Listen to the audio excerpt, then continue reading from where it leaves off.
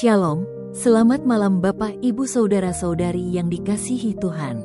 Malam ini kita kembali berhenti sejenak dari kesibukan kita dan luangkan waktu beberapa menit saja untuk kita merenungkan firman Tuhan. Semoga firman ini meneguhkan dan memberi kita kedamaian sebelum kita beristirahat. Sebelum lebih jauh, mari kita bersatu di dalam doa. Bapa di surga, terima kasih karena Engkau telah memelihara kami sepanjang hari ini. Saat ini kami ingin duduk diam di hadapan-Mu, mendengarkan firman-Mu, dan belajar tentang kasih-Mu yang besar.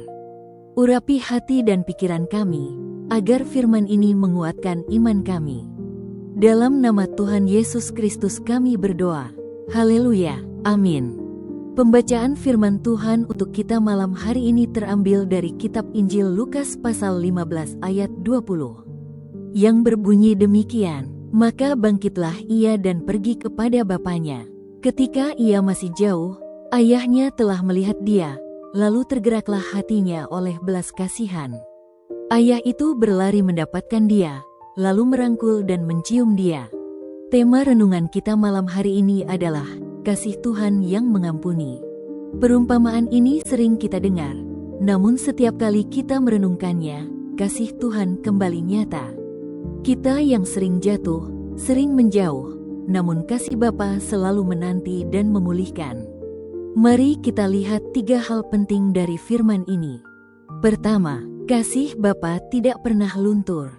Kasih seorang ayah dalam perumpamaan ini begitu luar biasa. Walaupun anak bungsunya telah menghabiskan harta, hidup dalam dosa, dan mengecewakan keluarganya, sang ayah tetap menantikan kepulangannya. Bahkan, ketika anak itu masih jauh, ayahnya sudah berlari menyambutnya. Inilah gambaran kasih Bapa kepada kita. Kasihnya tidak pernah bergantung pada prestasi atau kebaikan kita, tetapi pada siapa dirinya, Bapa yang adalah kasih. Kita seringkali berpikir bahwa dosa dan kegagalan membuat Bapa menjauh, padahal justru di saat itu, Bapa semakin rindu kita kembali. Kasihnya tidak pernah luntur oleh waktu, tidak pernah hilang karena kesalahan kita. Ini memberi pengharapan bahwa tidak ada keadaan terlalu jauh yang membuat kita tidak bisa kembali pada Bapa. Kedua, pertobatan membuka jalan pemulihan. Keputusan anak bungsu untuk bangkit dan pulang adalah titik balik yang penting. Ia sadar bahwa hidupnya hancur karena keputusannya sendiri, dan ia memilih untuk kembali, sekalipun dengan kerendahan hati sebagai seorang hamba. Inilah inti dari pertobatan, kesadaran akan dosa, penyesalan yang tulus, dan tindakan untuk kembali kepada Bapa. Pertobatan bukan sekadar perasaan bersalah, tetapi perubahan arah hidup. Tuhan menanti bukan untuk menghukum, melainkan untuk memulihkan.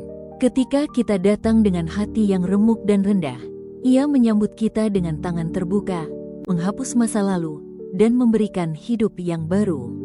Pertobatan adalah pintu masuk menuju pemulihan yang sejati. Ketiga, sukacita di rumah Bapa. Ketika anak itu kembali, ayahnya tidak hanya menerima, tetapi juga merayakan kepulangannya dengan pesta besar. Hal ini menggambarkan sukacita yang luar biasa di surga ketika satu jiwa bertobat. Bapa tidak hanya mengampuni, tetapi Ia juga memulihkan martabat kita sebagai anak-Nya. Cincin, jubah, dan pesta adalah lambang pemulihan identitas dan sukacita. Seringkali kita merasa tidak layak setelah jatuh dalam dosa, tetapi Bapa ingin kita mengalami sukacita sebagai anak yang dikasihi, bukan sebagai hamba yang takut. Hidup di dalam hadirat Tuhan adalah hidup dalam sukacita yang sejati, sukacita yang tidak bergantung pada keadaan, tetapi pada hubungan kita dengannya. Jadi, malam ini kita belajar bahwa kasih Bapa lebih besar daripada kesalahan kita. Selama kita mau bertobat dan pulang, Bapa akan menerima, memulihkan, dan memberikan sukacita yang sejati. Amin. Mari kita berdoa. Bapa yang penuh kasih, terima kasih untuk firman-Mu malam ini. Ampunilah setiap dosa dan kesalahan kami. Bawalah kami selalu dekat dengan-Mu. Jangan biarkan kami menjauh dari kasih-Mu. Saat kami beristirahat malam ini, Kiranya damai sejahtera Kristus melingkupi hati dan pikiran kami. Berkat dari Bapa, kasih karunia dari Tuhan Yesus Kristus, dan persekutuan Roh Kudus, menyertai kami malam ini sampai selama-lamanya.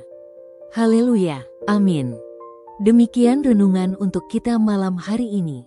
Tuhan Yesus memberkati. Shalom.